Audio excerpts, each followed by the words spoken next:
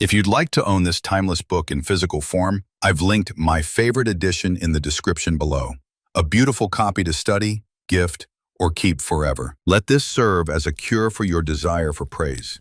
You cannot now earn the reputation of one who has lived his whole life as a philosopher. It is known to others, and more importantly to yourself, that you've done many things inconsistent with that ideal. You've strayed, and so regaining the title and credibility of a true philosopher will be difficult. Even your public role stands in the way. If you truly understand what truly matters, you will stop caring about fame. Let it be enough that, however much time you have left, you live it in alignment with your nature, your true purpose.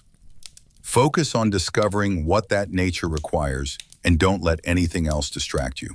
You've already tested enough paths and found no satisfaction in them.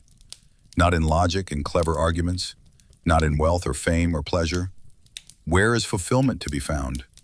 In living according to what your nature as a rational and social being demands. And how do you live this way? By holding true beliefs, right principles about good and evil, that nothing is good except what makes you just, self-controlled, brave, and generous, and nothing is evil except what makes you the opposite. Whatever you are about to do, pause and ask yourself, will I regret this later? A little time and you will be dead. What then will matter except that you lived each moment wisely, as one whose every act served the common good and was aligned with the reason that governs the universe? Think of Alexander, Caesar, and Pompey. What are they now compared to men like Diogenes, Heraclitus, and Socrates? The latter saw the truth of things. They sought to understand causes and principles and govern themselves by that insight. The former ruled empires, but were slaves to ambition and error. People will continue to do what they do, no matter what you say or feel, even if you were to hang yourself. So don't let it trouble you. Everything unfolds according to the order of nature, and soon all things, good or bad, will pass away. No one will even remember them. Think, how little is left of the memory of Africanus or Augustus. Now return your focus to what you can control. Live a good life. Do what your nature demands. Speak the truth, gently, modestly, without pretense. The universe is constantly engaged in transformation, moving things from here to there, changing them, and then dissolving them. There's nothing new, nothing to fear. Everything follows a familiar cycle, unfolding with perfect balance and justice. Every particular nature have content. When in its own proper course it speeds. A reasonable nature doth then speed, when first in matter of fancies and imaginations it gives no consent to that, which is either false or uncertain. Secondly, when in all its motions and resolutions it takes its level at the common good only, and that it desireth nothing and flieth from nothing, but what is in its own power to compass or avoid. And lastly, when it willingly and gladly embraceth whatsoever is dealt and appointed unto it by the common nature, for it is part of it, even as the nature of any one leaf is part of the common nature of all plants and trees. But that the nature of a leaf is part of a nature both unreasonable and unsensible, and which in its proper end may be hindered, or which is servile and slavish. Whereas the nature of man is part of a common nature which cannot be hindered, and which is both reasonable and just. From whence also it is, that according to the worth of everything, she doth make such equal distribution of all things, as of duration, substance, form, operation, and of events and accidents. But herein consider not whether thou shalt find this equality in everything absolutely and by itself, but whether in all the particulars of some one thing taken together, and compared with all the particulars of some other thing, and them together likewise. Thou hast no time nor opportunity to read. What then? Hast thou not time and opportunity to exercise thyself, not to wrong thyself, to strive against all carnal pleasures and pains, and to get the upper hand of them, to contemn honor and vainglory, and not only not to be angry with them, whom towards thee thou doest find unsensible and unthankful, but also to have a care of them still, and of their welfare? Forbear henceforth to complain of the trouble of a courtly life, either in public before others, or in private by thyself. Repentance is an inward and self-reprehension for the neglect or omission of somewhat that was profitable. Now whatsoever is good is also profitable. and it is the part of an honest, virtuous man to set by it and to make reckoning of it accordingly. But never did any honest, virtuous man repent of the neglect or omission of any carnal pleasure. No carnal pleasure, then, is either good or profitable. This, what is it in itself and by itself according to its proper constitution? What is the substance of it? What is the matter or proper use? What is the form or efficient cause? What is it for in this world, and how long will it abide? Thus must thou examine all things that present themselves unto thee. When thou art hard to be stirred up and awaked out of thy sleep, admonish thyself and call to mind that to perform actions tending to the common good is that which thine own proper constitution and that which the nature of man do require. But to sleep is common to unreasonable creatures also. And what more proper and natural, yea, what more kind and pleasing, than that which is according to nature? As every fancy and imagination presents itself unto thee, consider, if it be possible, the true nature and the proper qualities of it, and reason with thyself about it. At thy first encounter with anyone, say presently to thyself, this man, what are his opinions concerning that which is good or evil? As concerning pain, pleasure, and the causes of both, concerning honor and dishonor, concerning life and death, thus and thus. Now if it be no wonder that a man should have such and such opinions, how can it be a wonder that he should do such and such things? I will remember then that he cannot but do as he doth, holding those opinions that he doth. Remember that as it is a shame for any man to wonder that a fig tree should bear figs, so also to wonder that the world should bear anything, whatsoever it is which in the ordinary course of nature it may bear. To a physician also, and to a pilot, it is a shame either for the one to wonder that such and such a one should have an ague, or for the other, that the winds should prove contrary. Remember that to change thy mind upon occasion, and to follow him that is able to rectify thee, is equally ingenuous as to find out at the first what is right and just without help. For of thee nothing is required that is beyond the extent of thine own deliberation and judgment, and of thine own understanding. If it were thine act and in thine own power, why wouldest thou do it? If it were not, whom dost thou accuse, the atoms or the gods? For to do either is the part of a madman. Thou must therefore blame nobody, but if it be in thy power, redress what is amiss. If it be not, to what end is it to complain? For nothing should be done but to some certain end. Whatsoever dieth and falleth, however and wheresoever it die and fall, it cannot fall out of the world. Where it hath its abode and change, here also shall it have its dissolution into its proper elements. The same are the world's elements, and the elements of which thou dost consist. And they, when they are changed, murmur not, why shouldest thou? Whatsoever is was made for something, as a horse, a vine. Why wonderest thou? The sun itself will say of itself, I was made for something, and so hath every god its proper function. What then wert thou made for? To disport and delight thyself? See how even common sense and reason cannot brook it? Nature hath its end as well in the end and final consummation of anything that is, as in the beginning and continuation of it. As one that tosseth up a ball, and what is a ball the better, if the motion of it be upwards, or the worse if it be downwards, or if it chance to fall upon the ground? So for the bubble, if it continue, what is it the better? And if it dissolve, what is it the worse? And so is it of a candle too. And so must thou reason with thyself, both in matter of fame and in matter of death. For as for the body itself, the subject of death, wouldest thou know the vileness of it? Turn it about that thou mayest behold it with the worse sides upwards, as well as in its more ordinary pleasant shape. How doth it look when it is old and withered, when sick and pained, when in the act of lust and fornication? And as for fame, this life is short. Both he that praiseth and he that is praised, he that remembers and he that is remembered, will soon be dust and ashes. Besides, it is but in one corner of this part of the world that thou art praised, and yet in this corner thou hast not the joint praises of all men, no, nor scarce of anyone constantly. And yet the whole earth itself, what is it but as one point in regard of the whole world?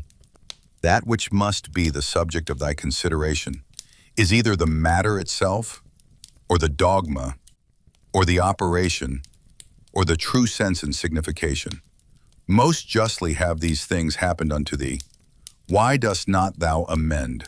Oh, but thou hadst rather become good tomorrow than to be so today. Shall I do it? I will, so the end of my action be to do good unto men. Doth anything by way of cross or adversity happen unto me? I accept it, with reference unto the gods and their providence, the fountain of all things, from which whatsoever comes to pass doth hang and depend. By one action judge of the rest. This bathing, which usually takes up so much of our time, what is it? Oil, sweat, filth, or the swords of the body? An excrementitious viscosity, the excrements of oil and other ointments used about the body, and mixed with the swords of the body, all base and loathsome. And such almost is every part of our life and every worldly object. Lucilla buried Verus, then was Lucilla herself buried by others. So Secunda Maximus, then Secunda herself. So Epitantianus, Diotimus, then Epitantianus himself. So Antoninus Pius, Faustina his wife, then Antoninus himself. This is the course of the world. First Celer, Adrianus, then Adrianus himself. And those austere ones, those that foretold other men's deaths, those that were so proud and stately, where are they now? Those austere ones, I mean, such as were Charax, and Demetrius the Platonic, and Eudaemon, and others like unto those. They were all but for one day, all dead and gone long since. Some of them no sooner dead than forgotten. Others soon turned into fables. Of others, even that which was fabulous is now long since forgotten. This thereafter thou must remember, that whatsoever thou art compounded of shall soon be dispersed, and that thy life and breath or thy soul shall either be no more, or shall be translated and appointed to some certain place and station. The true joy of a man is to do that which properly belongs unto a man. That which is most proper unto a man is, first, to be kindly affected towards them that are of the same kind and nature as he is himself, to contemn all sensual motions and appetites, to discern rightly all plausible fancies and imaginations, to contemplate the nature of the universe, both it and things that are done in it. In which kind of contemplation, three several relations are to be observed. The first, to the apparent secondary cause, the second, to the first original cause, God, from whom originally proceeds whatsoever doth happen in the world. The third and last, to them that we live and converse with, what use may be made of it, to their use and benefit. If pain be an evil, either it is in regard of the body, and that cannot be because the body of itself is altogether insensible, or in regard of the soul, but it is in the power of the soul to preserve her own peace and tranquility, and not to suppose that pain is evil. For all judgment and deliberation, all prosecution or aversation is from within, whither the sense of evil, except it be let in by opinion, cannot penetrate. Wipe off all idle fancies, and say unto thyself incessantly, now if I will, it is in my power to keep out of this my soul all wickedness, all lust and concupiscences, all trouble and confusion. But on the contrary, to behold and consider all things according to their true nature, and to carry myself towards everything according to its true worth. Remember then this thy power that nature hath given thee. Whether thou speak in the Senate, or whether thou speak to any particular, let thy speech be always grave and modest. But thou must not openly and vulgarly observe that sound and exact form of speaking concerning that which is truly good and truly civil, the vanity of the world and of worldly men, which otherwise truth and reason doth prescribe. Augustus his court, his wife, his daughter, his nephews, his sons-in-law, his sister Agrippa, his kinsmen, his domestics, his friends, Arius, Maecenas, his slayers of beasts for sacrifice and divination. There thou hast the death of a whole court together. Proceed now unto the rest that have been since that of Augustus. Hath death dwelt with them otherwise, though so many and so stately whilst they lived, than it doth use to deal with any one particular man? Consider now the death of a whole kindred and family, as of that of the Pompeys, as that also that useth to be written upon some monuments, he was the last of his own kindred. Oh, what care did his predecessors take, that they might leave a successor? Yet behold, at last one or other must of necessity be the last. Here again, therefore, consider the death of a whole kindred. Contract thy whole life to the measure and proportion of one single action. And if in every particular action thou dost perform what is fitting to the utmost of thy power, let it suffice thee. And who can hinder thee, but that thou mayest perform what is fitting? But there may be some outward let and impediment, not any that can hinder thee, but that whatsoever thou dost, thou may do it justly, temperately, and with the praise of God. Yea, but there may be somewhat whereby some operation or other of thine may be hindered. And then with that very thing that doth hinder, thou mayest be well pleased.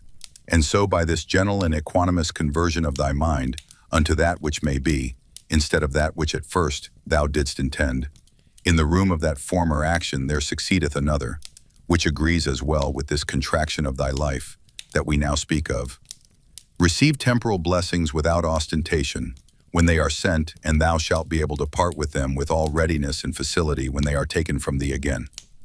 If ever thou sawest either a hand or a foot or a head lying by itself in some place or other, as cut off from the rest of the body, such must thou conceive him to make himself, as much as in him lieth, that either is offended with anything that has happened, whatsoever it be, and as it were divides himself from it, or that commits anything against the natural law of mutual correspondence and society among men, or he that commits any act of uncharitableness. Whosoever thou art such. Thou art cast forth I know not whither, out of the general unity, which is according to nature. Thou wast born indeed apart, but now thou hast cut thyself off. However, herein is matter of joy and exultation, that thou mayest be united again. God hath not granted it unto any other part, that once separated and cut off, it might be reunited and come together again. But, behold, that goodness how great and immense it is, which hath so much esteemed man, as at first he was so made, that he needed not, except he would himself, have divided himself from the whole. So, once divided and cut off, it hath so provided and ordered it, that if he would himself he might return, and grow together again, and be admitted into its former rank and place of a part, as he was before. As almost all her other faculties and properties the nature of the universe hath imparted unto every reasonable creature, so this in particular we have received from her, that as whatsoever doth oppose itself unto her, and doth withstand her in her purposes and intentions, she doth, though against its will and intention, bring it about to herself, to serve herself of it in the execution of her own destinated ends, and so by this, though not intended cooperation of it with herself, makes it part of herself whether it will or no. So may every reasonable creature, what crosses and impediments soever it meets with in the course of this mortal life, use them as fit and proper objects to the furtherance of whatsoever it intended and absolutely proposed unto itself as its natural end and happiness. Let not the general representation unto thyself of the wretchedness of this our mortal life trouble thee. Let not thy mind wander up and down, and heap together in her thoughts the many troubles and grievous calamities which thou art as subject unto as any other. But as everything in particular doth happen, put this question unto thyself, and say, what is it that in this present matter seems unto thee so intolerable? For thou wilt be ashamed to confess it. Then upon this presently call to mind that neither that which is future, nor that which is past can hurt thee, but that only which is present. And that also is much lessened, if thou dost lightly circumscribe it. And then check thy mind if for so little a while, a mere instant, it cannot hold out with patience. What? Are either Panthea or Pergamus abiding to this day by their masters' tombs? Or either Chabrias or Diotimus by that of Adrianus? O foolery! For what if they did? Would their masters be sensible of it? Or if sensible, would they be glad of it? Or if glad, were these immortal? Was not it appointed unto them also, both men and women, to become old in time, and then to die? And these once dead, what would become of these former? And when all is done, what is all this for, but for a mere bag of blood and corruption? If thou be as quick-sighted, be so in matter of judgment and best discretion, saith he. In the whole constitution of man I see not any virtue contrary to justice, whereby it may be resisted and opposed, but one whereby pleasure and voluptuousness may be resisted and opposed, I see, continence. If thou canst but withdraw conceit and opinion concerning that which may seem hurtful and offensive, thou thyself art as safe may be. Thou thyself. And who is that? Thy reason. Yea, but I am not reason. Well, be it so. However, let not thy reason or understanding admit of grief, and if there be anything in thee that is grieved, let that, whatsoever it be, conceive its own grief, if it can. That which is a hindrance of the senses is an evil to the sensitive nature. That which is a hindrance of the appetitive and persecutive faculty is an evil to the sensitive nature. As of the sensitive, so of the vegetative constitution, whatsoever is a hindrance unto it is also in that respect an evil unto the same. And so likewise, whatsoever is a hindrance unto the mind and understanding must needs be the proper evil of the reasonable nature. Now apply all those things unto thyself. Do either pain or pleasure seize on thee? Let the senses look to that. Hast thou met with some obstacle or other in thy purpose and intention? If thou didst propose without due reservation and exception, now hath thy reasonable part received a blow indeed. But if in general thou didst propose unto thyself whatsoever might be, thou art not thereby either hurt nor properly hindered. For in those things that properly belong unto the mind, she cannot be hindered by any man. It is not fire, nor iron, nor the power of a tyrant, nor the power of a slandering tongue, nor anything else that can penetrate into her. If once round and solid, there is no fear that ever it will change. Why should I grieve myself, who never did willingly grieve any other? One thing rejoices one, and another thing another. As for me, this is my joy. If my understanding be right and sound, as neither averse from any man, nor refusing any of those things which as a man I am subject unto. If I can look upon all things in the world meekly and kindly, accept all things, and carry myself towards everything according to the true worth of the thing itself. This time that is now present, bestow thou upon thyself. They that rather hunt for fame after death do not consider that those men that shall be hereafter will be even such as these whom now they can so hardly bear with, and besides, they also will be mortal men. But to consider the thing in itself, if so many with so many voices shall make such and such a sound, or shall have such and such an opinion concerning thee, what is it to thee? Take me and throw me where thou wilt. I am indifferent. For there also I shall have that spirit which is within me propitious, that is, well pleased and fully contented, both in that constant disposition and with those particular actions, which to its own proper constitution are suitable and agreeable. Is this then a thing of that worth, that for it my soul should suffer, and become worse than it was? As either basely dejected, or disordinately affected, or confounded within itself, or terrified? What can there be that thou shouldest so much esteem? Nothing can happen unto thee which is not incidental unto thee, as thou art a man. As nothing can happen either to an ox, a vine, or to a stone, which is not incidental unto them, unto everyone in his own kind. If therefore nothing can happen unto anything, which is not both usual and natural, why art thou displeased? Sure, the common nature of all would not bring anything upon any that were intolerable. If therefore it be a thing external that causes thy grief, know that it is not that properly that doth cause it, but thine own conceit and opinion concerning the thing, which thou mayest rid thyself of when thou wilt. But if it be somewhat that is amiss in thine own disposition that doth grieve thee, mayest thou not rectify thy moral tenets and opinions? But if it grieve thee that thou dost not perform that which seemeth unto thee right and just, why doest thou not choose rather to perform it than to grieve? But somewhat that is stronger than thyself doth hinder thee. Let it not grieve thee then, if it be not thy fault that the thing is not performed. Yea, but it is a thing of that nature, as that thy life is not worth the while except it may be performed. If it be so, upon condition that thou be kindly and lovingly disposed towards all men, thou mayest be gone. For even then, as much as at any time, art thou in a very good estate of performance, when thou doest die in charity with those that are an obstacle unto thy performance.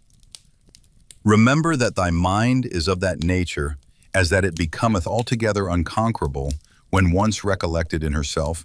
She seeks no other content than this, that she cannot be forced. Yea, though it so fall out, that it be even against reason itself that it doth bandy. How much less when by the help of reason she is able to judge of things with discretion. And therefore let thy chief fort and place of defense be a mind free from passions, a stronger place, whereunto to make his refuge, and so to become impregnable, and better fortified than this hath no man. He that seeth not this is unlearned. He that seeth it, and betaketh not himself to this place of refuge is unhappy. Keep thyself to the first bare and naked apprehensions of things, as they present themselves unto thee, and add not unto them. It is reported unto thee that such a one speaketh ill of thee. Well, that he speaketh ill of thee, so much is reported, but that thou art hurt thereby is not reported. That is the addition of opinion which thou must exclude. I see that my child is sick, that he is sick, I see, but that he is in danger of his life also, I see it not.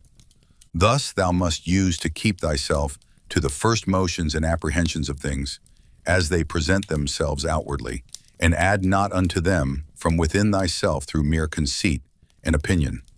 Or rather, add unto them, but as one that understandeth the true nature of all things that happen in the world. Is the cucumber bitter? Set it away. Brambles are in the way? Avoid them. Let this suffice. Add not presently, speaking unto thyself, what serve these things for in the world? For this, one that is acquainted with the mysteries of nature will laugh at thee for it, as a carpenter would, or a shoemaker, if meeting in either of their shops with some shavings or small remnants of their work, thou shouldest blame them for it.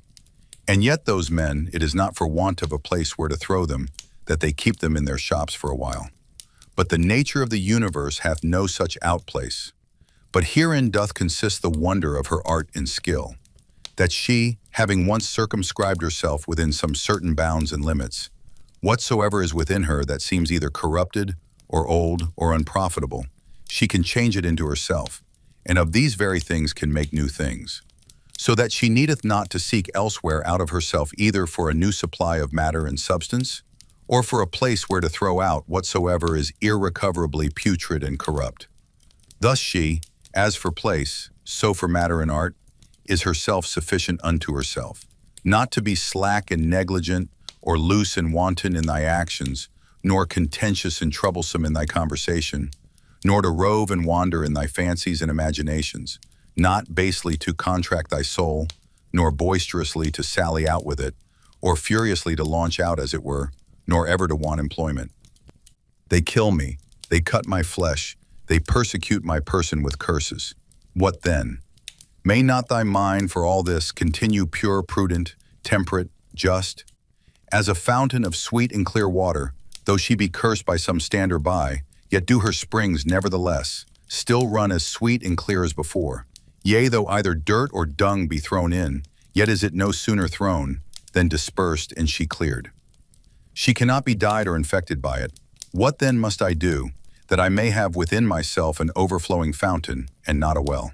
Beget thyself by continual pains and endeavors to true liberty with charity, and true simplicity and modesty. He that knoweth not what the world is, knoweth not where he himself is. And he that knoweth not what the world was made for, cannot possibly know either what are the qualities, or what is the nature of the world. Now he that in either of these is to seek, for what he himself was made is ignorant also. What then dost thou think of that man, who proposeth unto himself, as a matter of great moment, the noise and applause of men, who both where they are, and what they are themselves, are altogether ignorant? Dost thou desire to be commended of that man, who thrice in 1 hour perchance doth himself curse himself? Dost thou desire to please him, who pleaseth not himself? Or dost thou think that he pleaseth himself, who doth use to repent himself almost of everything that he doth? Not only now henceforth to have a common breath, or to hold correspondency of breath with that air that compasseth us about, but to have a common mind, or to hold correspondency of mind, also with that rational substance which compasseth all things. For that also is of itself and of its own nature, if a man can but draw it in as he should, everywhere diffused, and passeth through all things no less than the air doth, if a man can but suck it in. Wickedness in general doth not hurt the world. Particular wickedness doth not hurt any other. Only unto him it is hurtful, whosoever he be that offends, unto whom in great favor and mercy it is granted, that whensoever he himself shall but first desire it, he may be presently delivered of it. Unto my free will, my neighbor's free will.